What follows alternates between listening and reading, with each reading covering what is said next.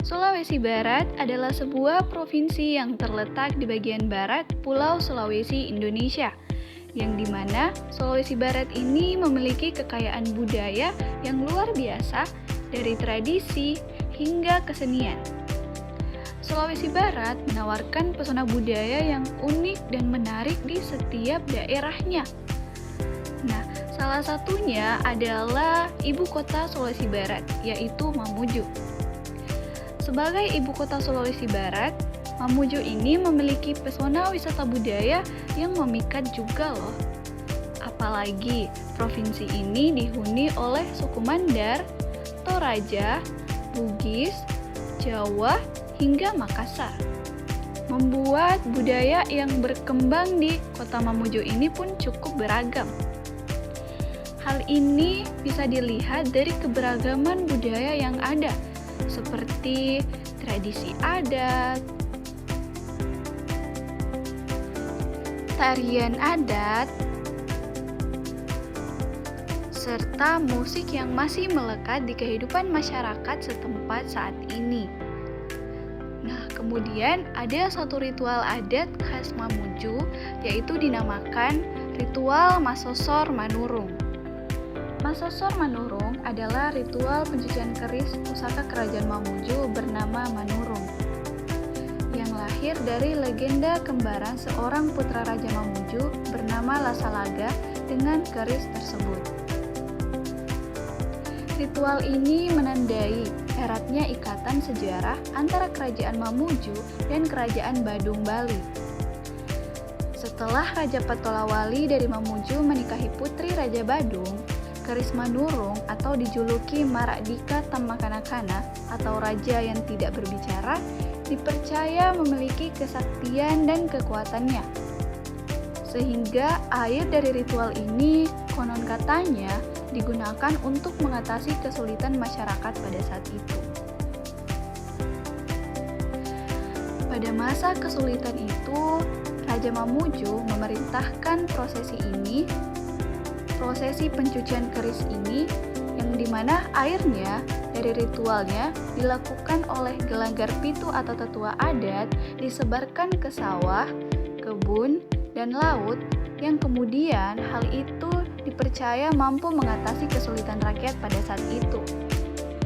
Karena pada zaman itu, sawah, kebun, dan laut itu mengalami kekeringan diakibatkan kemarau yang panjang, sehingga Raja Mamuju memerintahkan prosesi ini untuk mengatasi kesulitan rakyatnya. Nah, di balik keunikan ritual Masosor Manurung ini, ritual adat pencucian keris pusaka di Sulawesi Barat menghadapi beberapa tantangan di era modern ini loh. Yang pertama itu karena perubahan gaya hidup masyarakat. Nah, banyak orang mulai meninggalkan tradisi adat karena dianggap tidak relevan atau terlalu rumit di zaman sekarang ini. Kemudian, tekanan sosial dan budaya. Umat Islam atau masyarakat adat mungkin menghadapi tekanan untuk menyesuaikan diri dengan norma-norma sosial dan budaya yang mungkin bertentangan dengan prinsip-prinsip adat istiadat.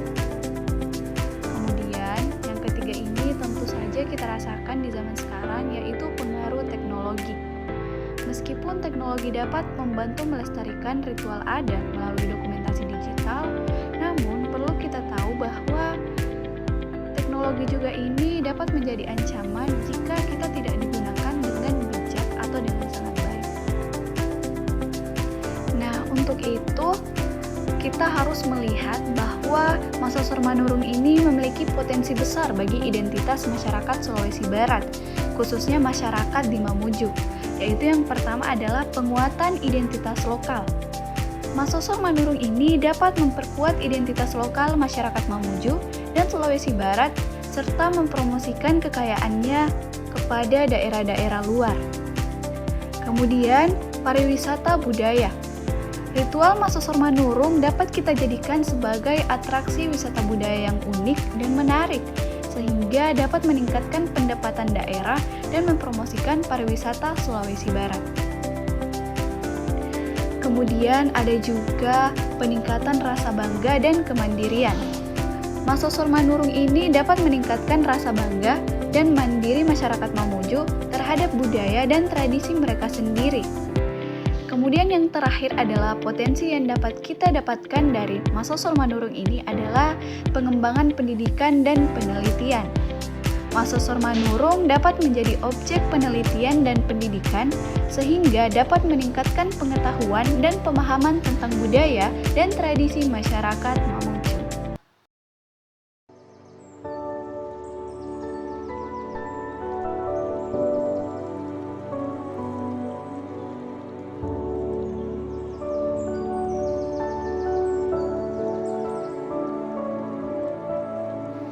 Bangsa Indonesia memiliki banyak keberagaman adat dan budaya yang menjadi aset berharga yang tak ternilai harganya.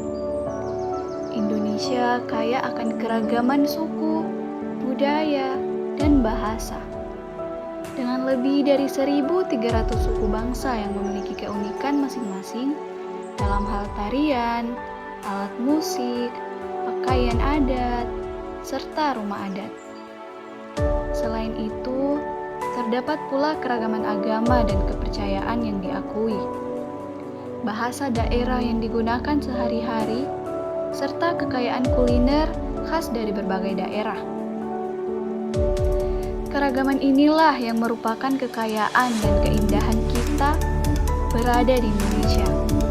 Maka dari itu, kita sebagai bangsa Indonesia, kita sebagai penerus bangsa harus menjaga dan melestarikan sesuai dengan semboyan kita, yaitu Bhinneka Tunggal